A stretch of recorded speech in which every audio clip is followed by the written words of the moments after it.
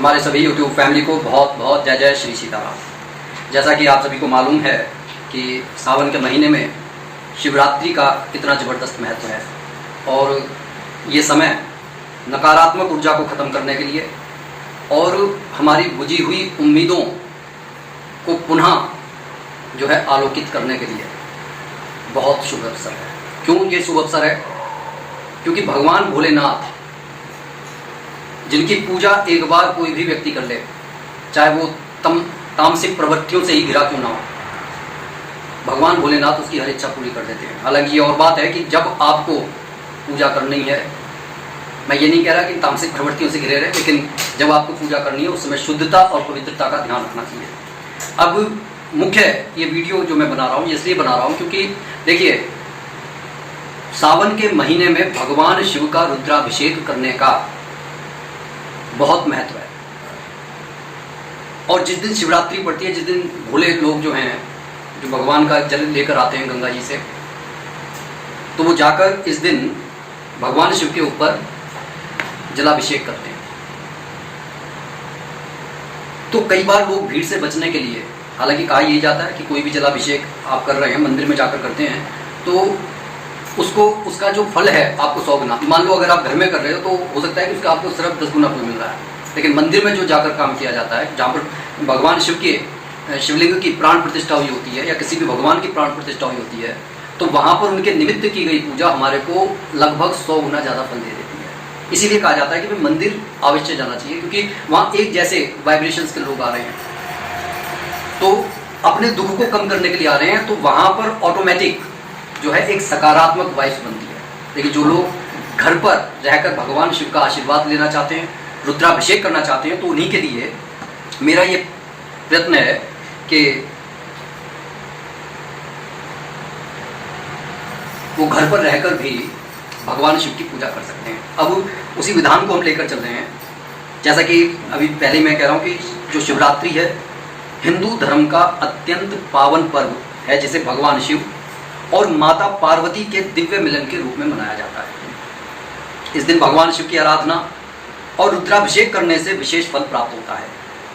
घर पर विधि पूर्वक रुद्राभिषेक करने से परिवार के रोग, संकट, नकारात्मकता तथा कष्ट दूर होते हैं और सुख समृद्धि में वृद्धि होती है। तो सबसे पहले हम वो रुद्राभिषेक की विधि जान लेते हैं। और इसका अर्थ क्या है?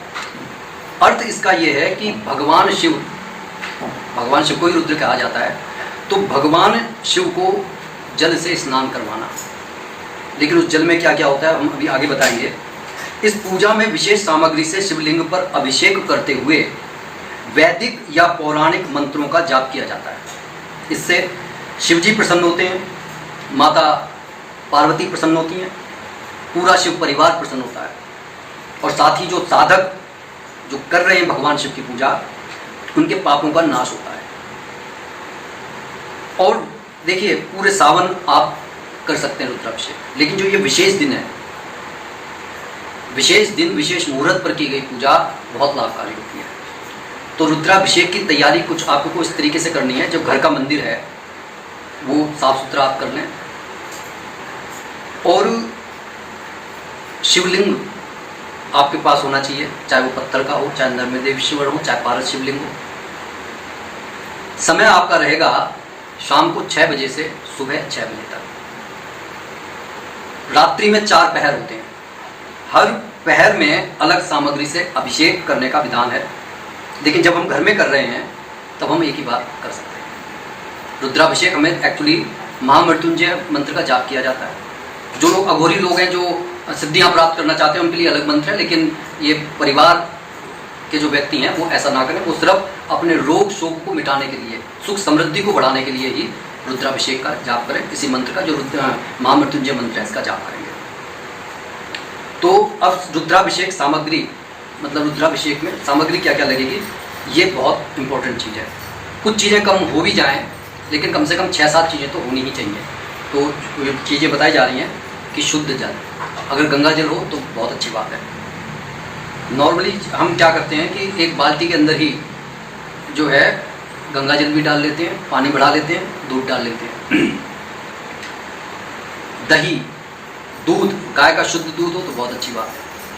घी, शहद, गन्ने का रस डालने से धन संपत्ति मिलने की ओर बढ़ जाते हैं।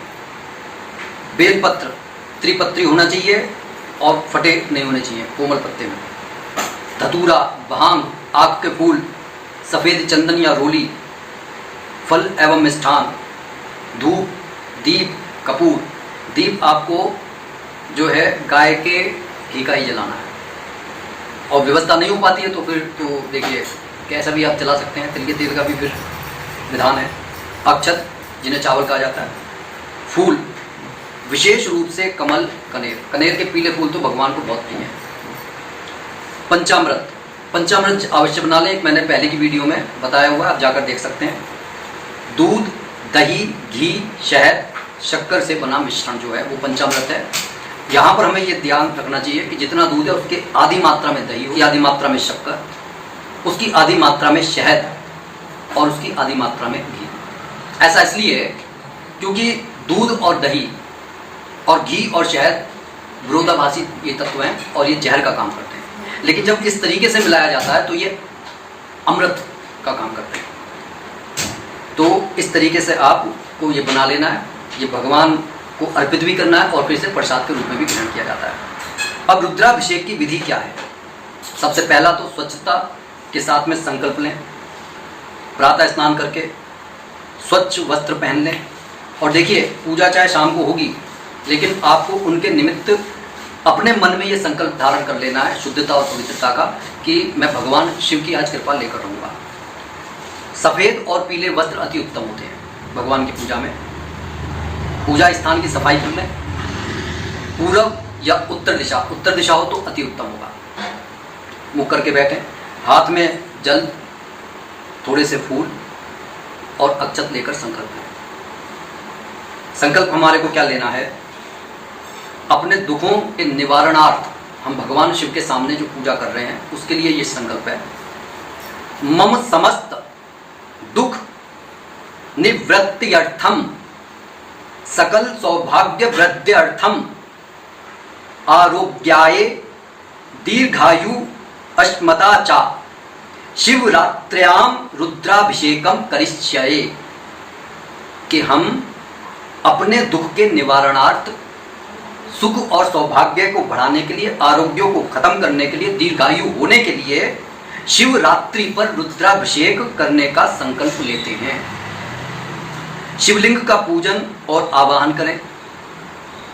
शिवलिंग को जल से स्नान कराएं। वस्त्र अर्पण करें, जैसे कि आप कलावा का जो टुकड़ा है उसे तोड़कर समर्पित कर दीजिए, या फिर वाइट सूत आते हैं आप उन्हें समर्पित कर सकते हैं। फिर शिव जी का आवाहन करें। ओम नमः शिवाय, ओम श्री शिवाय नमः, ओम ईशानाय नमः, ओम महादेवाय नमः। रुद्राभिषेक की अब मुख्य क्रिया शुरू होती है। सामग्री से क्रमशः अभिषेक करते हुए निम्न मंत्रों का जाप करना है। क्या करना है हमें?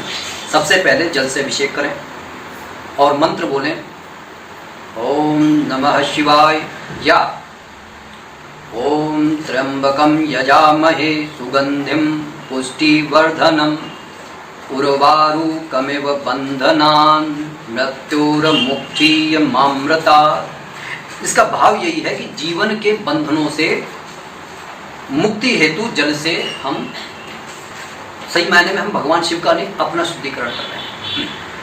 अब दूध से अभिषेक करेंगे। दधिका वलल गौरधुग्मा नवनीतम च सकसरम शिवाय अभिषेच्याम्यहम नमः पार्वती पताये नमः। अब आपको दही से अभिषेक करते हुए कहना है ओम नमः शिवाय शंभवे दधिना अभिषेच्यामि। अब आप घी से अभिषेक करेंगे और बोलेंगे क्या? ओम अर्घयम नमः हराय घृतेन अभिषेच्यामि। अब आप शहद से अभिषेक करते हुए कहेंगे मधुरेण तव अभिषेकम करिष्ये नमः शिवाय। अब पंचामृत से अभिषेक करना है और पंचामृत को धीरे धीरे आप शिवलिंग पर चढ़ाएंगे। मंत्र को कहेंगे ओम नमः शिवाय पंचामृतम समर्पयामि। अब आप बेलपत्र अर्पण करेंगे और ये बेलपत्र शिव जी को अत्यंत प्रिय हैं, त्रिपत्री हो, ठीक है ना। एक जो आपने बेलपत्र देखा है वो सिंगल ना चढ़ाएं, वो त्रिपत्री होता है, वो आप चढ़ाएं, टूटे ना हो। और उन्हें समर्पित करने का तरीका ये होता है, जो डंडी होती है वो ऊपर की तरफ होती है और वो जो पत्ती का जो नोकीला हिस्सा होता है वो हमारी तरफ होता है। और आपको कहना क्या है, बिल्वपत्रम समर्पयामि त्रिदलम त्रिगुणाकारम। या तो आप बिल्वपत्रम समर्पयामि कहते हैं या फिर आप ये पूरा भी कह सकते हैं कि त्रिदलम त्रिगुणाकारम त्रिनेत्रम च त्रयायुधम त्रिजनम पाप संहारम बिल्वपत्रम शुभम कुरु। और ये बिल्वपत्र को समर्पित करने का ये भी अर्थ होता है कि जो हमारे सत्वरजतम, जो हमारे सात्विक, राजसिक और तामसिक जो अवगुण हैं, हम उनको भी भगवान को समर्पित कर रहे हैं। देखिए, कुछ पाने के लिए पहले कुछ छोड़ना पड़ता है। जब हमने सब कुछ समर्पित कर दिया तो हम अब खाली हाथ हो गए, तो हमें मिलने की जो संभावना है वो बढ़ जाती है। लेकिन अगर हम अपने विकारों में ही अटके रहते हैं, पूजा करने के बड़े सांकेतिक अर्थ होते हैं, उन्हें समझना चाहिए। अब पूजन मंत्र एवं स्तुति हमें महामृत्युंजय मंत्र, जो भी मैंने कहा 108 बार करना है, एक ही दिन है, ठीक है ना। लोग तो ये पूरे सावन में करते हैं, तो बाकी समय नहीं है तो आप 11 बार कर सकते हैं। कि व्यक्ति को कई बार रोग लग रहे हैं, नहीं करा जा रहा है, तो आप 11 बार कर लें, लेकिन 108 बार करना चाहिए। ओम त्र्यंबकम यजामहे सुगंधिम पुष्टिवर्धनम उर्वारु कमिव बंधनान मृत्योर्मुक्षी मामृता। ये जो मंत्र है रोग, मृत्यु, भय, कष्ट और दुर्भाग्य को दूर करता है। और जब आप भगवान शिव के सामने जब कर रहे हैं तो आपके पास अगर जल लहरी हो तो बहुत अच्छी बात है, क्योंकि कंटिन्यू एक धारा में भगवान शिव पर पानी जो है वो चढ़ते रहना चाहिए। नहीं तो आप एक गिलास ही लेकर बैठिए, देखिए उसमें कंटिन्यूटी तो टूटती है, जल लहरी में नहीं टूटती, क्योंकि जैसे ही आपका वो पानी कम होगा, आपको दिखाई दे रहा होगा, पानी और डाल देंगे जल लहरी में। अदरवाइज आप ठीक है, कोई बात नहीं, भगवान तो भावों के भूखे हैं, आप गिलासी से चढ़ाते रहिए। 2 गिलासी भरकर रख लीजिए, जब आपको लगने लगे कि भाई एक खत्म हो रहा है तो फिर दूसरी को फटाफट से आप करने लगिए। और अगर समय मिल जाए तो रुद्राष्टक का पाठ जरूर करें। नमामि शमीशान निर्वाण रूपम विभुम व्यापकम ब्रह्म वेदा स्वरूपम।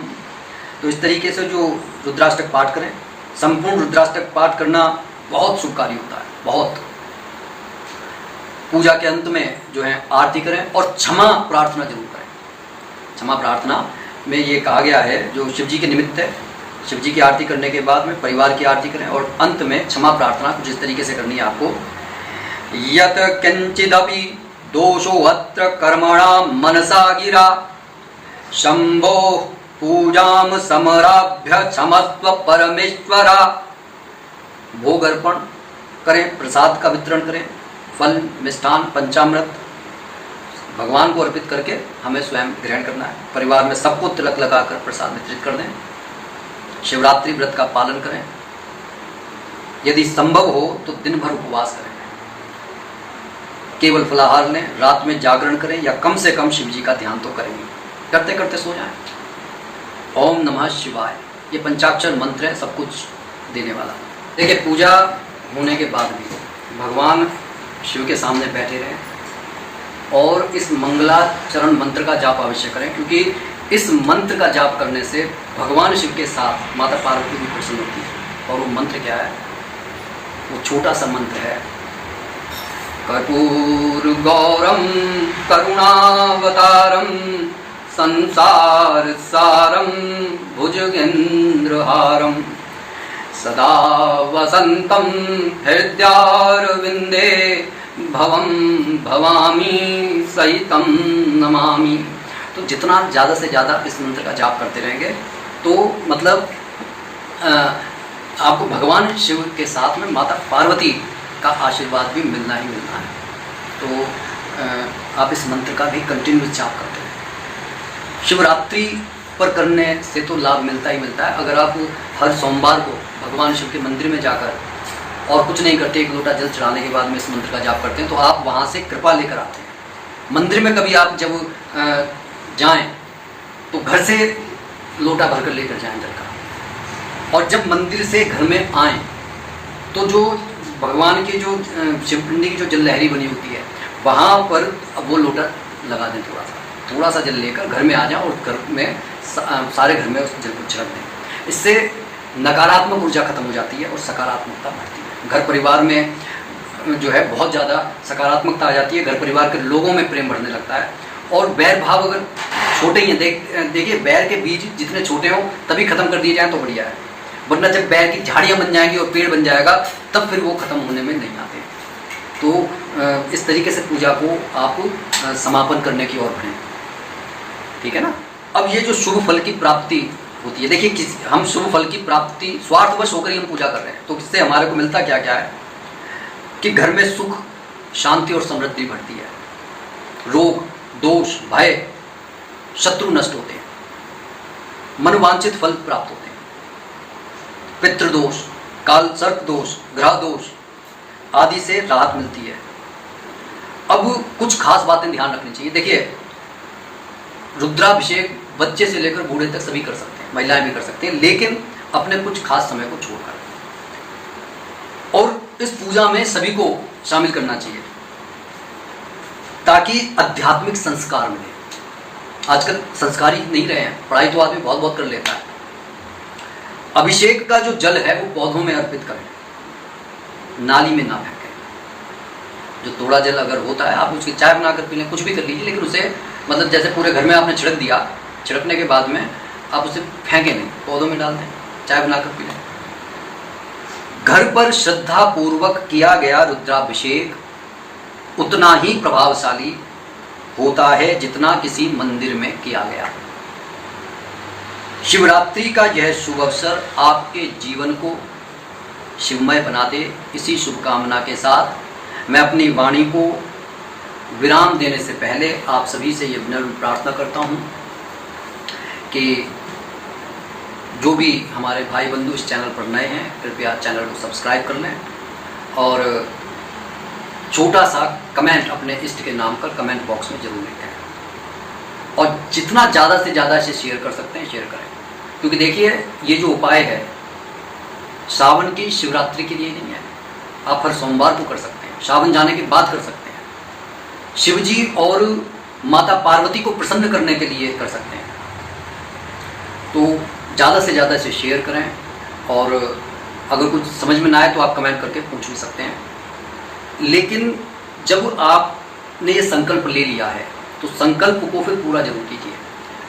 11 बार महामृत्युंजय मंत्र का जाप करने से अच्छा है कि आप 108 बार तक करें।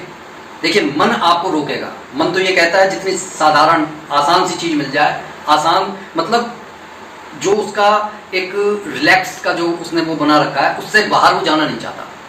ये आप पर डिपेंड करता है कि आप कहाँ तक जाना चाहते हैं। सपने बड़े हैं तो देखिए पूजा भी कई बार मैंने बताया कि जैसे हम हनुमान जी के 3 बार, 7 बार, 11 बार, 108 बार हनुमान चालीसा का पाठ करते हैं, तो वो बताया क्यों जा रहा है। देखिए जितना बड़ा आपका संकल्प होगा, जितनी बड़े आपके सपने होंगे, उतनी ज़्यादा पूजा, उतनी ज़्यादा हीट मतलब मांगता है कोई भी पूजा पाठ हो, और साधना के बिना कुछ भी हासिल नहीं होता। तो प्रयास कीजिए कि 11 बार की बजाय पूरा 108 बार कीजिए।